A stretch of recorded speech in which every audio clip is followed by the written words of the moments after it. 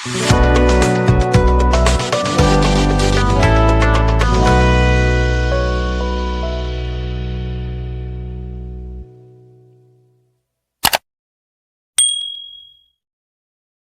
Welcome दोस्तों, बहुत बहुत स्वागत आप सभी का मेरे इस यूट्यूब चैनल क्रिक सुबेंदु में। So good start for team India in T20 world cup 2024। तो एक बहुत अच्छा स्टार्ट रहा है। आयरलैंड वाला मैच अगर आप देखो, टीम इंडिया ने बहुत ही इजीली जीत लिया है एक मुश्किल सरफेस के ऊपर, जहाँ पे आप देखो बहुत टफ हो रहा है एक तरह से बैटिंग करना। वहाँ पे प्लेयर्स इंजर्ड भी हो रहे हैं और आई थिंक जिस पर्पस के लिए वहाँ पे एक तरीके से मैचेस हो रहे थे वर्ल्ड कप के, कि न्यूयॉर्क में क्रिकेट को एक तरह से प्रमोट किया जाएगा वर्ल्ड कप के मैचेस के थ्रू, और पर्टिकुलरली वहाँ पे इंडिया के मैचेस 3 रखे गए हैं, एक वार्म मैच भी रखा गया था। बट यहाँ पे देख के नहीं लग रहा है कि एक तरह से T20 क्रिकेट को एक तरह से सही तरीके से यहाँ पे प्रमोशन मिल रही है, क्योंकि काफ़ी लो स्कोरिंग मैचेस हो रहे हैं due to very poor quality of pitches. But ये है कि टीम इंडिया ने एक अच्छा स्टार्ट कर दिया है, और दूसरी तरफ आयरलैंड के लिए कहेंगे कि बहुत ही खराब मैच गुजरा। बट वही है कि आगे कोशिश करेंगे, और भी आई थिंक 3 मैचेस पड़े हुए हैं। तो मैच के बारे में बात करके देखिए तो एक लो स्कोरिंग मैच रहा। सिर्फ 96 बनाए थे आयरलैंड ने पहले बैटिंग करते हुए। इंडिया ने टॉस जीता था और पहले गेंदबाजी का निर्णय लिया था। ऑब्वियसली इस पिच के ऊपर आपको पता नहीं है कि कितना स्कोर आपको बनाना है, किस तरह से आपको एक तरह से टारगेट सेट करना है, क्योंकि काफ़ी टफ पिच है। तो ऐसे में अच्छा ही रहता है कि आप एक तरह से रन चेस करो, ताकि आपको एग्जैक्टली पता हो कि ये टारगेट है और इसके पीछे हमें जाना है, इतना हमारा एक तरह से रन रेट बनेगा, और फिर हम उस हिसाब से एक तरह से प्लान भी कर सकते हैं। तो देखिए बहुत ही इजीली रन चेस किया है टीम इंडिया ने। टफ जरूर रहा, काफ़ी एक तरह से दिक्कत हुई, शॉट मेकिंग उतना ईजी नहीं था। एक दो बॉल जो कि वो थोड़ा सा बल्लेबाजों को लगी भी, I think Rohit Sharma injured हुए, उनके हाथ में बॉल लगी थी। उसके बावजूद उन्होंने अच्छी बैटिंग की, हाफ सेंचुरी जड़ी। बट टूवर्ड्स द एंड आप देखो रिटायर्ड हर्ट हो गए। आई थिंक ऋषभ पंत को भी बॉल लगी थी, बट वो खड़े रहे और एक तरह से बहुत ज़बरदस्त शॉट के साथ जो रिवर्स लाफ मारते हैं, आई थिंक जो उन्होंने एक जिमी एंडरसन को मारा था टेस्ट मैच में। काफ़ी दफ़ा हम देखते हैं वो शॉट खेलते हैं जो एक तरीके से विकेट कीपर स्लिप के ऊपर से मारते हैं। तो 6 रन चाहिए था जब उन्होंने वो शॉट खेला और बढ़िया तरीके से मैच फिनिश किया। तो यहाँ पे देखो तो 97 का एक तरह से टारगेट था, और टीम इंडिया ने 12.2 ओवर्स में ही कंप्लीट कर दिया। 52 रन किए हैं कप्तान रोहित शर्मा ने 37 बॉलों में, 4 चौके और 3 छक्के मारे हैं। 140.54 के स्ट्राइक रेट से बैटिंग किया है, तो वो ज़बरदस्त बैटिंग की है। थोड़े से लकी भी रहे कि शुरुआत में देखो कैच छूटा उनका स्लिप में, साथ ही एक दो आई थिंक जो इनसाइड एज के भी एक तरह से चौके निकल गए जो कि स्टंप पे भी लग सकते थे। बट इन पिचेस के ऊपर वही है कि आप रिस्क लेते हो, और आपका एक तरह से अगर लक साथ देता है तो ही एक तरह से आप सर्वाइव करते हो। अदरवाइज यहाँ पे आप एक तरीके से बिल्कुल शटर डाउन नहीं कर सकते, उससे होगा कि आप रन बिल्कुल बना नहीं पाओगे, क्योंकि काफ़ी टफ पिच है। और वही है कि कहते हैं फॉर्चून फेवर्स द ब्रेव। तो यहाँ पे जो भी एक तरीके से अटैकिंग क्रिकेट खेलेगा, थोड़ा सा चांस लेगा, उसी को एक तरह से रन मिलेंगे। तो Rohit Sharma played a good knock. इसके अलावा देखो तो विराट कोहली से ओपन कराया था, और दूसरी दफ़ा है जहाँ पे विराट कोहली ओपन कर रहे हैं रोहित शर्मा के साथ। तो थोड़ा सा उम्मीद कर रहे थे कि अच्छा करेंगे, बट फर्स्ट टाइम इस विकेट के ऊपर खेल रहे थे, क्योंकि प्रैक्टिस मैच उन्होंने मिस की थी। थोड़ा सा टेंटेटिव दिखे, थोड़ा सा एग्रेसिव बनने की कोशिश कर रहे थे कि थोड़ा सा इजीली 1-2 चौके आ जाए, लेकिन उसी कोशिश में आउट हुए, स्टेप आउट कर गए थे, बट कंट्रोल नहीं कर पाए शॉट को, थर्ड मैन में कैच आउट हो गए। सिर्फ 1 रन किया है 5 बॉलों में। बट आज वी नो कि Virat Kohli big match player है, तो होपफुली 9 तारीख को जब पाकिस्तान के अगेंस्ट खेलेंगे तो वो खड़े रहेंगे। ऋषभ पंत, जैसा कि आई थिंक इस टूर्नामेंट में आप देख रहे हैं, वार्म अप मैच में भी देखा था कि नंबर 3 पे उन्होंने एक तरह से प्रमोट किया है ऋषभ को, तो आई थिंक वो चीज़ यहाँ पे भी दिखी। और ऋषभ भी अब देखो तो थ्रू आउट हिज इनिंग्स वो भी एक तरह से शॉट खेलने की कोशिश कर रहे थे, प्लेयर मिस भी हो रहे थे, जैसा कि बॉल उनके बॉडी में भी लगी, बट एक अच्छा फिनिश किया है। 36 करके गए हैं 26 बॉलों में, 3 चौके और 2 छक्के मारे हैं, और बहुत अच्छी तरीके से पॉजिटिव वाइब दे रहे हैं। जो रिटर्न रहा है इंटरनेशनल क्रिकेट में बहुत अच्छा रहा है। प्रैक्टिस मैच में हाफ सेंचुरी जड़ी थी, यहाँ पे भी आई थिंक 30+ स्कोर किया है, तो उम्मीद करेंगे इस तरीके से कंटिन्यू करें। बाकी सूर्य कुमार यादव आए थे रोहित के रिटायर्ड हट होने के बाद, बट छक्का मारने की कोशिश में आउट हुए। 2 रन किए 4 बॉल में, और शिवम दुबे 2 पे 0 है, नॉट आउट रह गए। तो बहुत ईजिली अब देखो टीम इंडिया ने रन चेज किया। जैसा ये कहा कि थ्रू आउट द इनिंग्स ऐसा नहीं था कि बिल्कुल शटर डाउन कर दिया था, अपने चांसेस ले रहे थे, सभी बल्लेबाजों ने चांसेस लिए, और उसमें रोहित और ऋषभ जो कि सफल हुए, विराट और सूर्या जो कि फेल हो गए। बट एट द एंड अब देखो टीम इंडिया ने रन चेज कंप्लीट किया काफ़ी कंफर्टेबली। जहाँ तक बॉलिंग की बात करें तो आयरलैंड ने कोशिश जरूर की।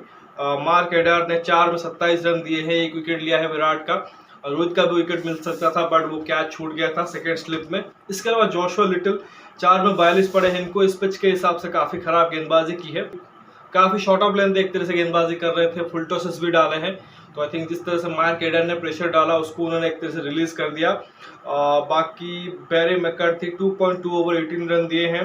1 ओवर डाला है कर्टिस कांपर ने जिन्होंने 4 रन दिया है, और 1 ओवर डाला है उनके जो रिस्ट स्पिनर थे बेंजामिन व्हाइट, उन्होंने 1 ओवर में 6 रन दिया है और सूर्य का विकेट उनको मिला था। तो ठीक ठाक गेंदबाजी परफॉर्मेंस ही करेंगे क्योंकि बहुत कुछ था नहीं उनके पास जो डिफेंड करने के लिए। पिच के हिसाब से उन्होंने गेंदबाजी की but team India was too good. और जहां तक इंडिया की गेंदबाजी की बात करें फर्स्ट इनिंग्स में, तो आयरलैंडर आप देखो थ्रू आउट द इनिंग्स वो स्ट्रगल करते ही रहे, कभी भी एक तरह से वो मोमेंटम मिल नहीं पाया उनके बैटिंग को, क्योंकि शुरुआत से आप देखो तो हमारे इंडियन गेंदबाजों ने बढ़िया एक तरह से गेंदबाजी की थी। पॉल स्टर्लिंग जो कप्तान है इस टीम के, वो पहले आउट हुए थे 2 रन बना के 6 बॉलों में। अर्शदीप सिंह ने उनको आउट किया था। आई थिंक ऋषभ ने एक बहुत अच्छा कैच पकड़ा था। इसके अलावा एंड्रू बैलबर्नी के 5 रन है 10 बॉलों में। लोर्कन टक्कर जो उनको विकेट कीपर बैट्समैन है 10 रन है। हैरी टेक्टर 16 बॉलों में 4 रन है। इसके अलावा देखोगे तो कर्टिस कांपर 8 में 12 है। उन्होंने थोड़ा सा इंटेंट दिखाया था, एक चौका और एक छक्का मारा था बट ज़्यादा देर तक खड़े नहीं हो पाए। जॉर्ज डकरर के 3 रन है। इसके अलावा देखो तो गैरेथ डेलानी जो कि इकलौते बैट्समैन लगे जो कि थोड़ा सा पॉजिटिवली और एक तरह से कहेंगे कि ठीक ठाक क्रिकेट खेल रहे थे, अटैक कर रहे थे। 14 बॉल में 26 रन किए हैं बट एक कहेंगे मिसअंडरस्टैंडिंग ने उनको आउट करवा दिया। आई थिंक फ्री हिट पर रन आउट होकर गए हैं। आई थिंक आखिरी विकेट के पार्टनरशिप में खेल रहे थे जहाँ पे ओवर की आखिरी बॉल पे आई थिंक फ्री हिट मिलता है जहाँ पे वो रन भागने की कोशिश करते हैं। 2 रन भागने की कोशिश कर रहे थे ताकि स्ट्राइक पे आ जाए बट वहाँ पर रन आउट हो जाते हैं और 4 ओवर अभी भी बाकी था। वहाँ पे देखो 96 को ऑल आउट हो गए। थोड़ा सा वहाँ पर स्मार्टनेस दिखाते और मैं भी 2-3 ओवर खेल लेते तो मैं भी 120-25 तक पहुँच जाते, जो कि एक तरह से फाइटिंग टोटल हो सकता था बट वहाँ पर आप देखो उन्होंने वो गलती की थी। इसके अलावा देखोगे तो मार्क एडार के 3 है, बैरी मैकर्थी के 0 है, लिटिल ने 14 रन किए हैं। तो इसी तरीके से कॉन्ट्रीब्यूशन रहा है 12, 14, 20, 22 का, और टीम जो कि वो 16 ओवर में 96 रन बना के ऑल आउट हो गए। जहाँ तक टीम इंडिया की गेंदबाजी की बात करें और टॉप लेवल की एक तरह से गेंदबाजी की है, विकेट में जिस तरह से मदद थी उसको सही तरीके से इस्तेमाल किया। हालांकि यहाँ पे देखो जो हमने आई थिंक प्रीव्यू में एक तरह से डिस्कस किया था जो टीम बन सकती थी, आई थिंक देखो नॉर्मली वही टीम लग रहा था कि वो खिलाएंगे बट आई थिंक एक उन्होंने बदलाव किया कंडीशन के हिसाब से, जिस तरह से यहाँ पे पिच बिहेव कर रही थी, एक एक्स्ट्रा पेसर उन्होंने खिलाया। शायद हम ये एक्सपेक्ट करते अगर उनको एक एक्स्ट्रा पेसर चाहिए होता तो अक्षर को ड्रॉप करते, बट इन्होंने कुलदीप यादव को ड्रॉप किया जो कि काफ़ी सरप्राइजिंग था क्योंकि Kuldeep Yadav one of the finest गेंदबाज है इस टीम के, विकेट टेकर है और स्टार्टिंग 11 का हमेशा से हिस्सा एक तरह से रहते हैं जब से उनकी कमबैक हुई है। But I think this was a tactical call जो कि आपको समझ भी आ जाएगा इजीली, क्योंकि ऑलरेडी कप्तान और कोच ने कहा है कि हमारी जो एक तरह से स्क्वाड है उसमें सारे के सारे प्लेयर मैच विनर है और हम कंडीशन के हिसाब से उनको खिलाएं। और यहाँ पे देखो क्योंकि पिच की हालत थोड़ी सी खराब है तो आपको एक एक्स्ट्रा बैटर चाहिए। तो नंबर 7 पे जडेजा के बाद आप ये नहीं चाहोगे सीधा जसप्रीत बुमराह या कुलदीप यादव बैटिंग करने के लिए आ रहे हो, तो यू नीड अक्षर पटेल। तो नंबर 8 पे उनकी सर्विसेज चाहिए तो उसी वजह से उनको खिला रहे हैं। और क्योंकि यहाँ पे उनको एक एक्स्ट्रा पेसर चाहिए था तो उन्होंने सिराज को खिलाया और वहाँ पे देखो कि बहुत ज़्यादा उनको ज़रूरत पड़ी भी नहीं क्योंकि हार्ड लेयर आप देखो स्पिनरों ने गेंदबाजी की है, सारा का सारा काम पेसर ने एक तरह से कर दिया है। मे बी लैटर पार्ट में जब कैरिबियन में खेलेंगे वेस्ट इंडीज़ में सुपर 8 में तो वहाँ पे डेफिनेटली ज़रूरत पड़ेगा और वहाँ पे आप हो सकता है कि मोहम्मद सिराज की जगह पे या अर्शदीप सिंह के जगह पे इनको खेलता हुआ देखो। और खैर जो गेंदबाजी रही देखो अर्शदीप सिंह ने बढ़िया स्टार्ट किया। अगर आप देखोगे तो 4 ओवर में 35 रन दिए हैं, 2 आउट किए हैं, काफ़ी बढ़िया स्पेल डाला था। आई थिंक पहले 3 ओवर में, आखिरी ओवर में डेलानी ने उनको बहुत ही बढ़िया पिक किया था। इसके अलावा देखो तो मोहम्मद सिराज 3 में 13 रन देके 1 आउट किया है तो उनका काम उन्होंने एक तरह से किया है। बाकी Jasprit Bumrah top class 3 over में 1 मेडन 6 रन देके 2 आउट किया है, मैन ऑफ द मैच बने हैं। तो उनकी जो मैजिक गेंदबाजी रहती है उसी को जारी रखा। बट वंस अगेन देखो मैंने वार्म अप मैच में भी कहा था और इस मैच में भी देखो हार्दिक पांड्या बहुत ही बड़े पॉजिटिव साइन है। वंस अगेन उन्होंने बढ़िया स्पेल डाला है, 4 ओवर कंप्लीट किए हैं जिसमें उन्होंने 3 आउट किया है, 1 मेडन भी डाला है और सिर्फ 27 रन दिए हैं और वो भी आई थिंक आखिरी 1-2 ओवर में उनको रन पड़ गए, अदरवाइज वहाँ पर अच्छी गेंदबाजी कर रहे थे। और जैसा ही कहा स्पिनरों का काफ़ी कम ही इस्तेमाल हुआ है। 1 ओवर अक्षर ने और 1 ओवर जडेजा ने डाला है। अक्षर ने 1 विकेट लिया है 3 रन देके, जडेजा 7 रन दिया है, विकेटलेस रहे। तो ओवरऑल देखो एक कंप्लीट बॉलिंग परफॉर्मेंस थी और पिच में मदद था उसी को एक तरह से इस्तेमाल किया, बहुत ज़्यादा कुछ एक्स्ट्रा ट्राई नहीं किया, टप्पे पर बॉल डाली और फोर्स किया जो आयरलैंड के बैटर्स थे उनको गलती करने में, क्योंकि और यहाँ पे आई थिंक जो थोड़ी देर पहले बोल रहा था कि चेस करने में फ़ायदा ये है कि इन पिचेस के ऊपर आपको एग्जैक्टली आइडिया रहता है कि आप कितना रन चेस कर रहे हो, तो उस हिसाब से आप प्लानिंग कर सकते हो। बट आप सोचो आयरलैंड के टीम के पॉइंट ऑफ व्यू से उनको पता है कि इंडिया के सामने खेल रहे हैं, इंडिया का बैटिंग ज़बरदस्त है, तो एग्जैक्टली उनको आइडिया नहीं था कि हमें कितना बनाना था। और एक और चीज़ देखो कि आयरलैंड की टीम ने यहाँ पे आई थिंक मैचेस खेले नहीं है, फर्स्ट टाइम यहाँ पे क्रिकेट हो रहा है न्यूयॉर्क में इस ग्राउंड के ऊपर, जो कि अभी रिसेंटली एक तरह से बनाया गया है। और वहाँ पे भी देखो पिच उस ग्राउंड पे बनाया नहीं गया है, ऑस्ट्रेलिया से पिच ला के यहाँ पे एक तरीके से उसको इंस्टॉल किया गया है, तो मुश्किल एक तरह से सरफेस है वहाँ पे, और आउटफील्ड भी काफ़ी एक तरह से धीमी है। तो वहाँ पे आई थिंक जैसे जैसे डॉट बॉल खेल रहे थे आयरलैंड के बैटर, उतना एक तरह से प्रेशर बन रहा था, और उसी प्रेशर के चलते आप देखो एक के बाद वो विकेट देते गए, और कुछ अच्छी बॉल भी एक तरह से इंडियन गेंदबाजों ने डाली है।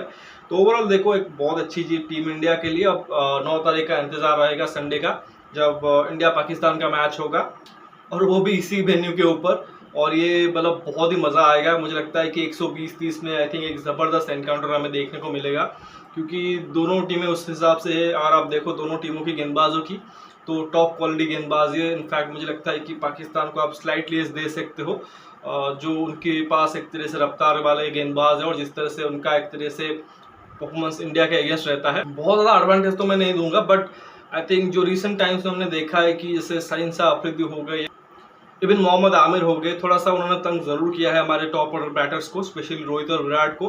तो जिस प्रकार की यहाँ पे पिच है, इवन नसीम शाह और हारिस राव भी एक तरह से काफ़ी बढ़िया एक तरह से यूटिलिटी देंगे, तो स्लाइटली चिंता का बात रहेगा टीम इंडिया के लिए, इवन पाकिस्तान के बैटर्स के लिए भी, क्योंकि इतना ईजी नहीं होगा बुमराह, सिराज, अर्शदीप और हार्दिक को झेलना।